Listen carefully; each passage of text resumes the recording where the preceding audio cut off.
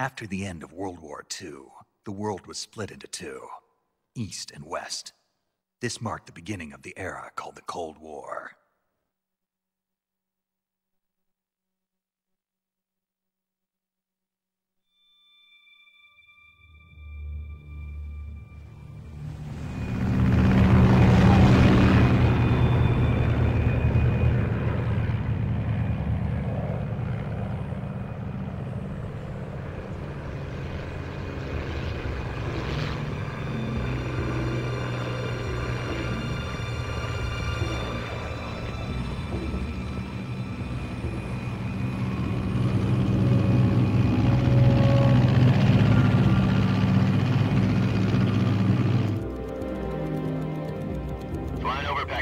Altitude 30,000 feet.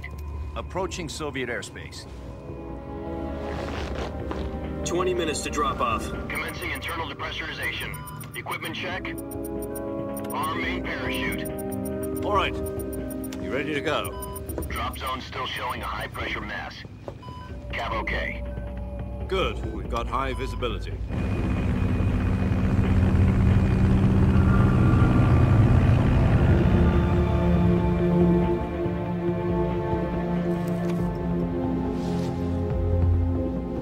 Put out that cigar.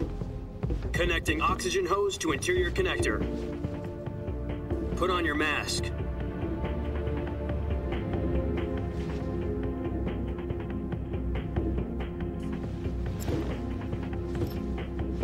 Does this panty waste know what he's doing? Approaching release point. 10 minutes to drop off. Hey, are you deaf? He said put out the cigar and put on your mask.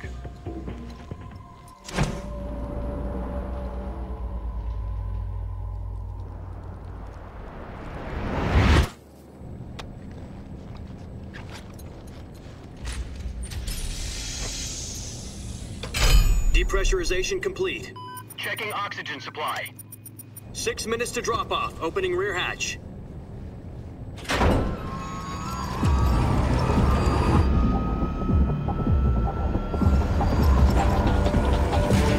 Sunrise.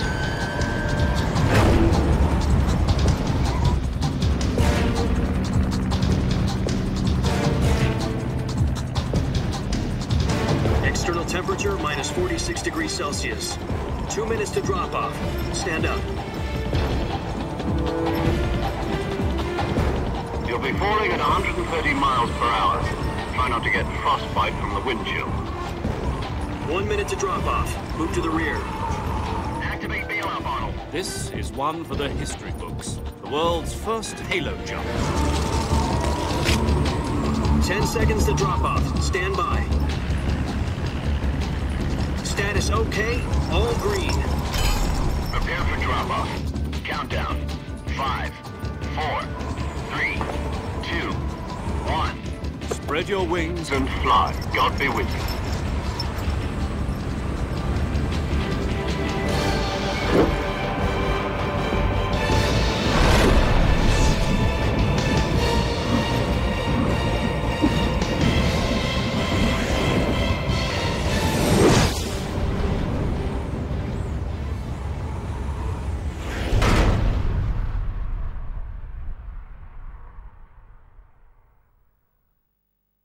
Jack, I've got some important news. The head of the CIA has finally given us the green light for the Virtuous mission. Virtual mission? No, the Virtuous mission. The future of our Fox unit depends on it. If it succeeds, we'll be officially organized into a unit. Virtuous mission?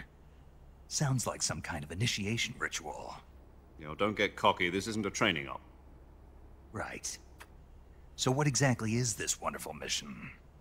Well, about 2 years ago, a certain Soviet scientist requested asylum in the West through one of our moles.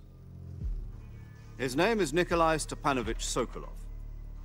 He's head of the OKB 754 Design Bureau, one of the Soviets' top-secret weapon research facilities, and the East's foremost expert on weapons development. Sokolov? Isn't he that famous rocket scientist? The very same. On April the 12th, 1961, the Soviets achieved the first manned spaceflight in history.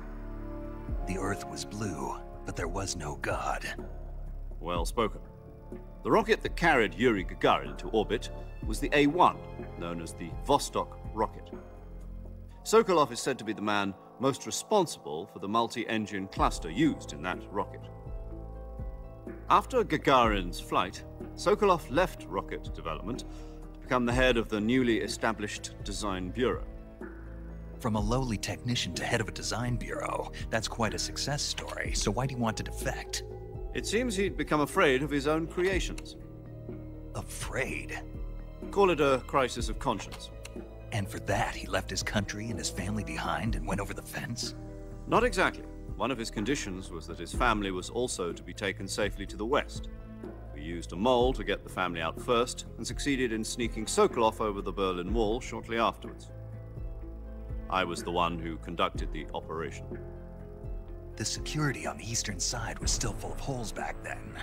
Then what? We got Sokolov over in one piece, but the whole ordeal had left him exhausted, and we checked him into a hospital in West Berlin. It took him 2 weeks and more than 600 miles to get from the research facility in the Soviet Union to Berlin. He was in no condition to say anything coherent. And it was only a week later that we had something much bigger on our hands. The Cuban Missile Crisis. October the 16th, 1962, President Kennedy received word that the Soviets were in the process of deploying intermediate-range ballistic missiles in Cuba. The President demanded that the Soviets dismantle and remove the missiles. At the same time, he announced a naval blockade to prevent further missile shipments from reaching Cuba. But the Soviets didn't back down, instead placing their armed forces on secondary alert. Soviet transport ships carrying missiles continued on course towards Cuba. US and Soviet forces went on alert for an all-out nuclear war. Frantic negotiations were conducted through the UN's Emergency Security Council and unofficial channels to end the hair-trigger standoff. Finally, on October the 28th, the Soviet Union agreed to remove its missiles from Cuba, and so the world avoided a nuclear holocaust. But in order to get the Soviets to pull their missiles out, we had to make a deal. You mean the one where the US agreed to remove its IRBMs from Turkey? No. The Jupiter IRBMs deployed in Turkey were obsolete, and we were going to get rid of them anyway. They had no strategic value whatsoever to either the US or the Russians. The Turkey deal was a ruse, a cover story that was fed to the other intelligence agencies around the world. So what did the Russians really want? Sokolov. They wanted us to return Sokolov. You mean the Soviets pulled out of Cuba just to get their hands on Sokolov? That's right. What the hell was he working on? At the time, we had no idea. We were running out of time. It was either give up Sokolov or risk full-scale nuclear war. In the end, we had no choice. President Kennedy gave in to Khrushchev's demand. The next day, I got Sokolov out of the hospital, handing him over to agents on the eastern side. Sokolov kept on screaming, "Save me," until he disappeared from my sight. Then, a month ago, we received some new information from one of our moles. About Sokolov? Yes. He was taken back to the research facility and forced to continue working on the weapon in question under KGB supervision. What's more, it's on the verge of completion. So what kind of weapon is it? Something to do with space rockets? No, missiles. Same technology. I guess you're right. We don't know the details, but it appears to be a new kind of nuclear device. For half a year now, the Soviets have been conducting frequent nuclear tests at Semipalatinsk. Something to do with the weapon, I assume.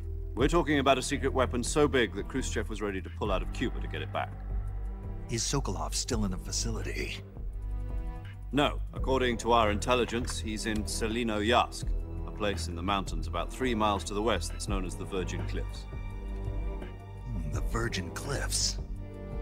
Nice name for a virtuous mission. They moved him there just recently. Why? Apparently, they're conducting a field test of the weapon, but it's our best chance to get him back. This mission would never have been possible if he was still in the research facility. This is our last chance. Sokolov must have known that too when he contacted us.